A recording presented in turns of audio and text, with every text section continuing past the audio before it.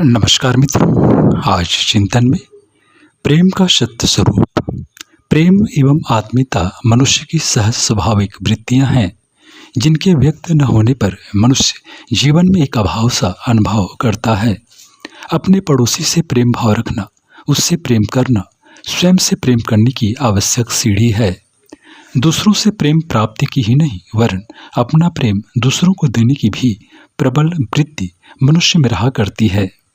जब तक इसकी पूर्ति नहीं होती, मनुष्य को पूर्णतः संतोष शांति प्राप्त नहीं होती, न उसका आंतरिक विकास होता है। जीवन में प्रेम एक महत्वपूर्ण स्वाभाविक आवश्यकता है। मनुष्य को जब तक किसी के प्रेम की प्राप्ति नहीं होती, तब तक उसे जीवन में कुछ अभाव और अशांति का अनुभव होता है। प्रेम प्राप्ति की भूख बचपन में दिखाई पाई जाती है। जिन बच्चों को अपने माँ बाप का प्रेम प्राप्त नहीं होता, उनका व्यक्तित्व पुष्ट नहीं होता। कई मानसिक रोगों का कारण तो बचपन में माँ बाप के प्यार का भाव होना ही होता है। चिंता, घृणा, क्रोध, हीनता की भावना बहुत कुछ इसी कारणवश पैदा हो जाती है। दूसरों के स्नेह प्रेम से वंचित व्यक्तियों को संसार निर्दयी, क्रूर और क्लेशमय नजर आता है। प्रेम प्राप्ति की तरह मनुष्य में प्रेम देने की भावना भी होती है। प्रेम देने की भावना पुष्ट व्यक्तित्व और प्रौढ़ता का आधार है।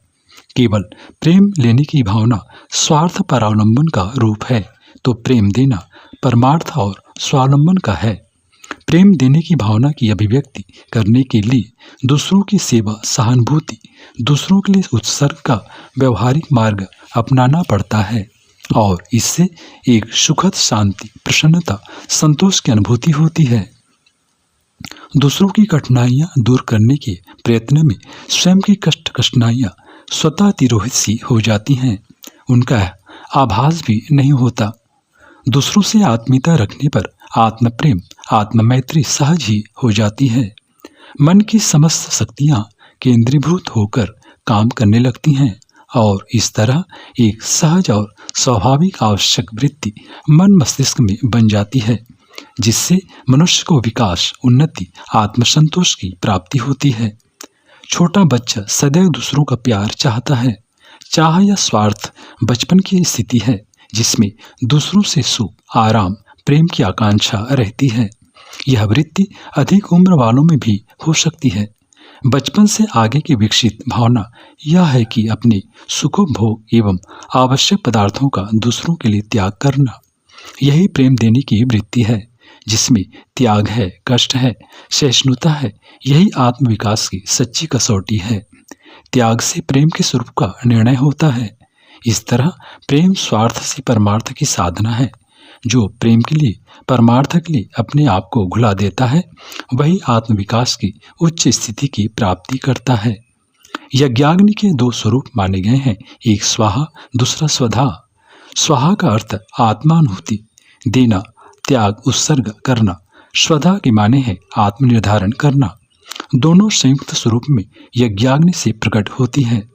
प्रेम की इच्छा, आकांक्षा, प्रेम प्राप्ति का भाव आत्मधारण करने के लिए है।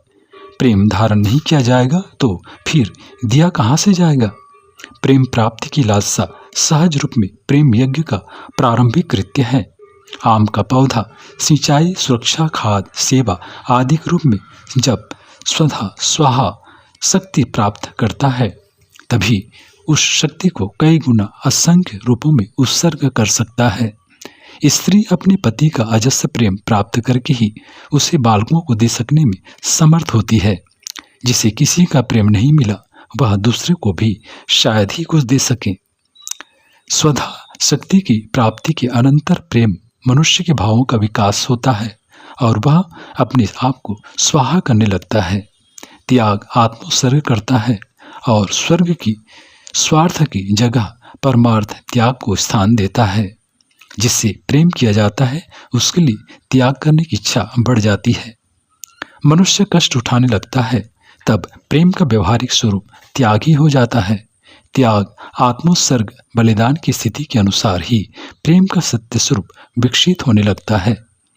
जब मनुष्य अपने आप को पूर्णतः स्वाहा कर देता है, तब एकमात्र प्रेम की सत्ता ही सर्वत्र शेष रह जाती है। मित्रों, जहाँ पुरस्कार की आकांक्षा है वहाँ प्रेम नहीं रहता। प्रेम केवल उत्सर्ग करना ही जानता है। जहाँ बदले में लेने की भावना है वहाँ प्रेम नहीं, स्वार्थ है। उसमें मनुष्य की आत्मा को परितोष प्राप्त नहीं होता। मनुष्य के आंतरिक बाह्य जीवन में अशांति, क्लेश, असंतोषी बना रहेगा। स्त्री पुरुष, माता पिता और संतान, मित्र मित्र, भक्त और भगवान के बीच जब स्वार्थ में प्रेम का आचरण होने लगता है तो सदैव विपरीत परिणाम ही मिलते हैं। गृहस्थ जीवन की अशांति, कलह, राग, द्वेष, मनुष्य मनुष्य के बीच की धोखेबाजी, चालाकी, माता पिता के प्रति अनुशासनहीनता, क्रूरता, भगवान के प्रति नास्तिकता, अविश्वास, मनुष्य के बनावटी प्रेम की आड़ में काम कर रहे स्वार्थ, लोभ, मोह आदि के वही परिणाम हैं। प्रेम के माध्यम से पुरस्कार प्राप्ति की लालसा के परिणाम है।